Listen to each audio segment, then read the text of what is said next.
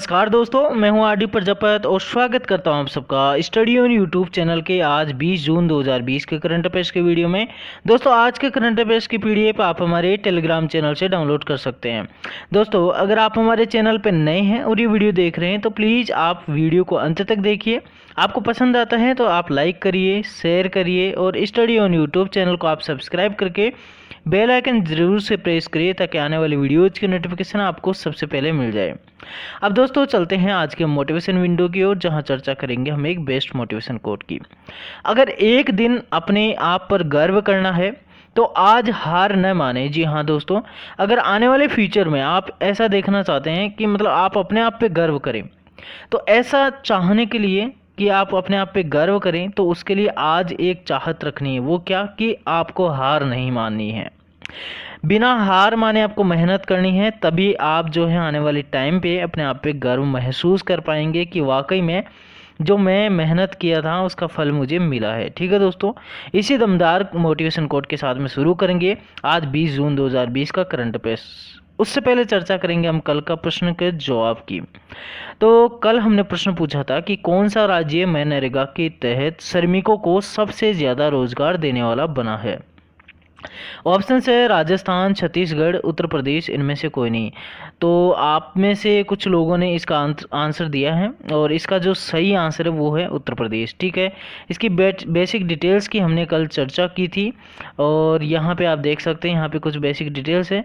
तो ये 5700 ग्राम पंचायतों में जो है ये रोज़गार मिला है और लगभग 57,12,975 श्रमिकों को ये रोज़गार मनरेगा के तहत मिला है, जो कि जो टोटल रोज़गार है मनरेगा के तहत उसका 18% है और ये जो है देश का पहला राज्य बन गया ऐसे में। इसी प्रकार से राजस्थान जो है 17% भागीदारी के साथ में दूसरा स्थान रखता है।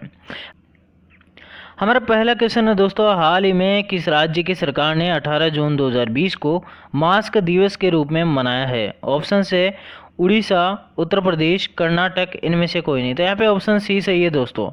तो जो कर्नाटक राज्य है वहाँ पर जो है 18 जून 2020 को मास्क दिवस के रूप में मनाया गया। और जो जैसा कि आपको पता ही है, कोविड-19 महामारी चल रही है और ऐसे में लोगों को जागरूक करने के लिए सरकारें कई प्रकार के प्रयत्न कर रही है। ऐसे कर्नाटक सरकार ने किया है। तो कर्नाटक सरकार ने क्या किया, 18 जून 2020 को कर्नाटक राज्य जो सरकार है उसने मास्क दिवस के रूप में मनाया और कोविड-19 को फैलने से नियंत्रित करने के लिए मास्क, सैनिटाइजर तथा साबुन से हाथ धोने के बारे में लोगों को जागरूक करने के लिए ये दिवस मनाया गया। ठीक है, कर्नाटक राज्य की हमारे भारत के मैप में हम बात करें तो ये रेड कलर में आप जो देख रहे हैं ये है कर्नाटक है, हमारे भारत के मैप में आप देख रहे हैं। और कर्नाटक जो है उसके पास में इधर देखेंगे तो इधर है गोवा, इधर महाराष्ट्र राज्य स्थित है, इधर तेलंगाना है, इधर आंध्र प्रदेश है और इधर है यहाँ पे तमिलनाडु। और नीचे की तरफ आप देखेंगे तो इधर है केरल राज्य। ठीक है, नीचे मतलब केरल के जो कर्नाटक है उसके नीचे। और इधर देखेंगे खालिस्तान की तरफ तो इधर है अरब सागर। और बेसिक डिटेल्स की बात करें कर्नाटक की तो स्थापना दिवस 1 नवंबर 1956 को और राजधानी बेंगलुरु है, सबसे बड़ा जिला भी बेंगलुरु है और जिलों की संख्या कर्नाटक में 30 है। मुख्यमंत्री BS येदियुरप्पा है। राज्यपाल की बात करें तो वजुभाई वाला है। और कर्नाटक में विधानसभा की 225 सीटें, विधान परिषद की 75 और राज्यसभा की 12 सीटें, लोकसभा की 28 सीटें हैं। तो इस तरह से हमने कर्नाटक की कुछ बेसिक डिटेल्स चेक की। हमारा अगला क्वेश्चन है दोस्तों, हाल ही में किस राज्य में एक नई मछली की प्रजाति का पता चला है। ऑप्शन है गोवा, उत्तर प्रदेश, अरुणाचल प्रदेश। तो यहाँ पे ऑप्शन सी सही है दोस्तों। अरुणाचल प्रदेश जो है वहाँ पर एक नई मछली की प्रजाति की खोज की गई है। और क्या खोज की गई, कैसे की गई, तो वो देख लेते हैं। तो हाल ही में अरुणाचल प्रदेश में मछली की एक नई प्रजाति का पता चला है और इस नई मछली प्रजाति की खोज डॉक्टर केशव कुमार झा ने की। और जो केशव कुमार झा हैं वो पासीघाट के जवाहरलाल नेहरू कॉलेज में प्रोफेसर, प्राध्यापक और प्राणी विज्ञान विभाग के प्रमुख हैं। और जो डॉक्टर केशव कुमार झा है तो इन्होंने इस मछली की खोज की। उन्होंने इसका नाम क्या रखा है तो मतलब किससे खोज की इसकी, तो जीनस इसकी जो थोरैक्स मछली है उससे इसकी खोज की। और इसका नाम क्या रखा है वो देख लेते हैं। तो इस मछली का नाम रखा है इसकी जो थोरैक्स सिकुसिरमेंसिस। ठीक है, ये इसका नाम रखा गया है। और यहाँ पे अरुणाचल प्रदेश की कुछ बेसिक डिटेल्स की बात करें तो भारत के मैप में आप यहाँ पे देख रहे हैं, यह है अरुणाचल प्रदेश, ठीक है। और अरुणाचल प्रदेश के इस साइड में आप देखेंगे तो इधर नागालैंड है, और यहाँ पे देखेंगे तो ये यहाँ पे आप देखेंगे तो ये वाली चीज़, ये असम राज्य की सीमाएं इस पे इसके साथ में लगती है।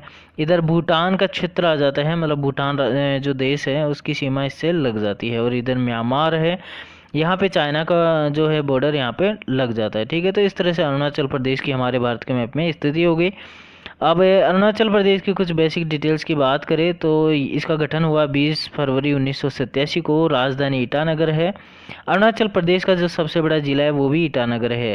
अरुणाचल प्रदेश में जिलों की संख्या 25 है। मुख्यमंत्री पेमा खांडू है, जो कि आप फोटो देख रहे हैं, यह है पेमा खांडू जो कि मुख्यमंत्री है अरुणाचल प्रदेश के। अरुणाचल प्रदेश के राज्यपाल BD मिश्रा हैं, जो कि आप फोटो में देख रहे हैं। और विधानसभा की 60 सीटें हैं, राज्यसभा की 1 सीट है। अरुणाचल प्रदेश में लोकसभा की 2 सीटें हैं। और उच्च न्यायालय जो है अरुणाचल प्रदेश का वो है गुवाहाटी उच्च न्यायालय, ईटानगर खंडपीठ यहाँ पे लगती है। अब हमारा अगला क्वेश्चन दोस्तों, हाल ही में किस बैंक ने अपनी लोन प्रक्रिया को पूरी तरह से डिजिटल बनाने का निर्णय लिया है?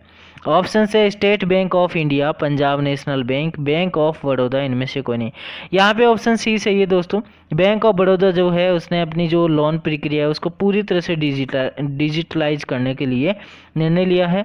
तो बैंक ऑफ बड़ौदा ने ये प्रक्रिया शुरू की है, और इसके तहत होम लोन, कृषि लोन, सूक्ष्म लघु मध्यम उद्योगों के लिए जो लोन होता है वो पर्सनल लोन या फिर ऑटो लोन जो भी है, ऑटोमोबाइल से रिलेटेड हो, होम लोन हो, कुछ भी हो, किसी भी तरीके का कोई होम लोन हो या लोन हो जो भी है, ठीक है। तो उस तरह का जो लोन की सुविधाएं हैं उन सबको जो बैंक ऑफ बड़ौदा है पूरी तरह से डिजिटलाइज कर रहा है। मतलब लोन के लिए अप्लाई करने से लेकर लोन अप्रूवल तक सब कुछ डिजिटल हो जाएगा। इस तरह की सुविधा जो है बैंक ऑफ बड़ौदा लॉन्च कर रहा है। अब बैंक ऑफ बड़ौदा की कुछ बेसिक डिटेल्स की बात करें तो हेडक्वार्टर है वडोदरा गुजरात में, और MD और CEO है संजीव चड्डा। और जो बैंक ऑफ बड़ौदा की टैगलाइन है वो है इंडियाज इंटरनेशनल बैंक, यानी कि भारत का अंतर्राष्ट्रीय बैंक। हमारा अगला क्वेश्चन है दोस्तों, हाल ही में KR सच्चिदानंद का निधन हो गया है, वह किस भाषा के फिल्म निर्देशक थे? यहाँ पे आप फोटो में देख रहे हैं, और ये हैं KR सच्चिदानंद, जिनका हाल ही में निधन हो गया। तो ये मलयालम भाषा के जो हैं मलयालम जो फिल्में हैं मलयालम फिल्म जो भाषा है उसके निर्देशक हैं। और हाल ही में मलयालम भाषा के फिल्म निर्देशक और निर्माता KR सच्चिदानंद का निधन हो गया है। उन्होंने पहली फिल्म जो बनाई 2015 में जिसका नाम था अनारकली, और वो उन्होंने निर्देशित की। हमारा अगला क्वेश्चन दोस्तों, 75वीं संयुक्त राष्ट्र महासभा के अध्यक्ष के रूप में किसे चुना गया है? 75वीं संयुक्त राष्ट्र महासभा की अध्यक्ष के रूप में किसे चुना गया है? तो ऑप्शन है मोहम्मद अशरफ, तिजानी मोहम्मद बंदे और वोल्कान बोजकीर। तो यहाँ पे ऑप्शन सी सही है दोस्तों। जो वोल्कान बोजकीर है उनको 75वीं संयुक्त राष्ट्र महासभा के अध्यक्ष के रूप में चुना गया है। और ये संयुक्त राष्ट्र महासभा का 75वां सत्र जो है सितंबर 2020 से प्रारंभ हो जाएगा, और वह वर्तमान अध्यक्ष तिजानी मोहम्मद बंदे का स्थान लेंगे, और उनका कार्यकाल 1 वर्ष का होगा। तो यहाँ पे आप फोटो में देख रहे हैं, यह है वोल्कान बोजकीर, जो कि 75वीं संयुक्त राष्ट्र महासभा के अध्यक्ष के रूप में नियुक्त किए गए हैं। हमारा अगला क्वेश्चन दोस्तों, विश्व सिकल सेल दिवस कब मनाया जाता है? ऑप्शन है 19 जून, 17 जून, 16 जून, इनमें से कोई नहीं। तो यहाँ पे ऑप्शन ए सही है दोस्तों। विश्व सिकल सेल दिवस जो है वो 19 जून को मनाया जाता है। विश्व सिकल सेल जो दिवस होता है उसको मनाने का क्या उद्देश्य है? तो ये सिकल सेल रोग के बारे में जागरूकता फैलाने तथा इसके उपचार के तरीकों के बारे में लोगों को जानकारी देने के उद्देश्य से मनाया जाता है। और इस दिवस को संयुक्त राष्ट्र महासभा द्वारा 2008 में मान्यता दी गई थी। सिकल सेल हीमोग्लोबिन में पाई जाने वाली एक असमानता होती है। मतलब इसमें जो संख्याएं होती हैं उनमें प्रॉब्लम होती है, और ये क्या होती है? आम वंशानुगत समस्या है, ठीक है।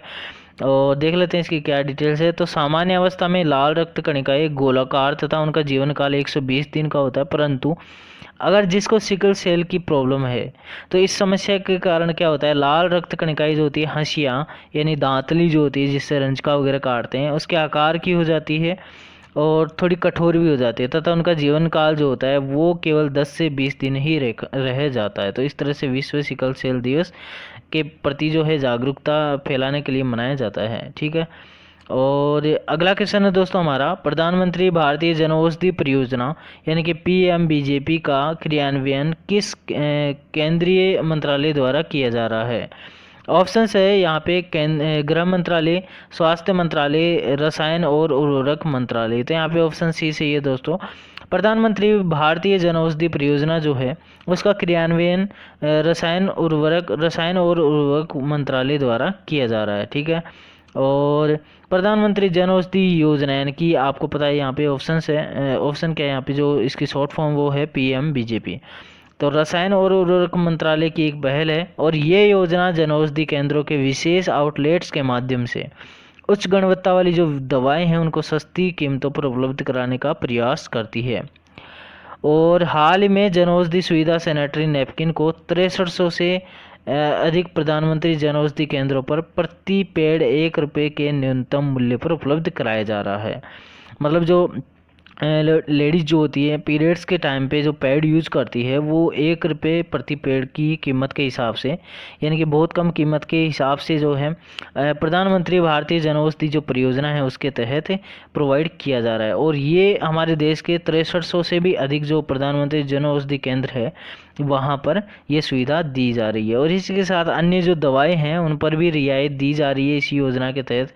हमारा अगला क्वेश्चन दोस्तों, हाल ही में कहाँ पर देश की पहली कोविड-19 परीक्षण आई लैब यानी कि संक्रामक रोग निदान प्रयोगशाला शुरू की गई है? ऑप्शंस है हैदराबाद, दिल्ली, मुंबई, इनमें से कोई। तो यहाँ पे ऑप्शन बी सही है दोस्तों। दिल्ली में जो है कोविड-19 परीक्षण आई लैब जो है उसकी शुरुआत की गई है। तो ये किसके द्वारा शुरू की गई है? स्वास्थ्य एवं परिवार कल्याण मंत्री डॉक्टर हर्षवर्धन ने नई दिल्ली में देश की पहली आई लैब लॉन्च की है और इसे जैव प्रौद्योगिकी विभाग द्वारा अपने कोविड-19 परीक्षण केंद्रों में तैनात किया जाएगा। और आई लैब जो है उसकी बात करें तो ये एक मोबाइल परीक्षण सुविधा है, यानी कि एक वैन है एक तरीके से, ये देख सकते हैं, जिसका उपयोग क्या होगा देश भर के जो ग्रामीण क्षेत्र हैं उनमें दुर्गम क्षेत्रों में कोविड-19 के लिए नमूना एकत्र करने तथा परीक्षण के लिए किया जाएगा। मतलब जहाँ पर जो है हॉस्पिटल्स की फैसिलिटीज़ नहीं है वहाँ पर तुरंत जांच करने के लिए जो है इस तरह की मोबाइल परीक्षण सुविधा लॉन्च की गई है जिसका नाम है आई लैब। ठीक है, इससे क्या होगा कोविड-19 की जो परीक्षण क्षमता है वो भी बढ़ जाएगी, मतलब जो परीक्षण के अभी तक जो आंकड़े हैं उसमें सुधार किया जाएगा। अब हमारा अगला क्वेश्चन दोस्तों, सस्टेनेबल गैस्ट्रोनॉमी डे कब मनाया जाता है? ऑप्शन है 18 जून, 17 जून, 16 जून, इनमें से कोई नहीं। तो हर वर्ष जो है 18 जून को सस्टेनेबल गैस्ट्रोनॉमी डे मनाया जाता है। अभी क्या है और क्यों मनाया जाता है वो चेक करते हैं। तो सस्टेनेबल गैस्ट्रोनॉमी डे जो है प्रतिवर्ष 18 जून को मनाया जाता है और गैस्ट्रोनॉमी को पाक कला या फिर भोजन बनाने की एक विशिष्ट विधि भी कहा जाता है और इसे किसी विशेष स्थान पर बनने वाले विशिष्ट भोजन के महत्व को दर्शाने के रूप में देखा जाता है। जैसे मान लो किसी भी एक रीजन है, कोई एक क्षेत्र है, तो वहाँ पे किसी तरह का स्पेशल फूड बनता है तो उसकी विशिष्ट पहचान होती है उस क्षेत्र के साथ में। इसी तरीके की विशेषताओं या पाक कला जो होती है, पाक विधि जो होती है, मतलब भोजन बनाने की जो विधि होती है उसके महत्व को ध्यान में रखते हुए ये दिवस मनाया जाता है। जैसे मान लो कोटा कचौरी है, आपको पता है, तो ये प्रसिद्ध है। तो इस कोटा कचौरी है या फिर बिहार की लिट्टी चोखा है, इंदौर के पोहे हैं। तो इस तरह से जिस क्षेत्र का जो भोजन है, जो वहाँ की जो विधि है, उसके कारण वो क्या होता है, फेमस होता है।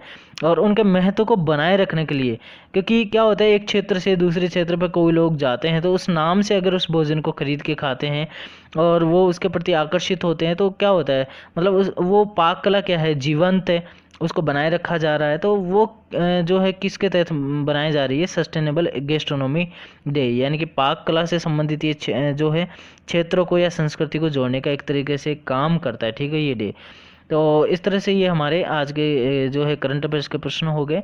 और दोस्तों आज आपके लिए जो प्रश्न है वो है ऑटिस्टिक प्राइड डे कब मनाया जाता है? ठीक है, अभी इसके ऑप्शन है 18 जून, 17 जून और 16 जून। आप इसका जो है आंसर है कमेंट करके ज़रूर से बताइए। और आज के करंट अफेयर्स का वीडियो आपको कैसा लगा ज़रूर से बताइए। अगर आपको पसंद आया तो लाइक करिए, साथ ही अपने दोस्तों के साथ शेयर ज़रूर करिए। और चैनल को सब्सक्राइब नहीं किया है तो स्टडी ऑन यूट्यूब चैनल को आप ज़रूर से सब्सक्राइब कर लीजिए, साथ ही बेल आइकन प्रेस कर लीजिए ताकि आने वाली वीडियोज़ की नोटिफिकेशन आपको सबसे पहले मिल जाए। ठीक है दोस्तों, इसी के साथ में विदाई लेते हैं। Thank you so much. जय हिंद, जय भारत।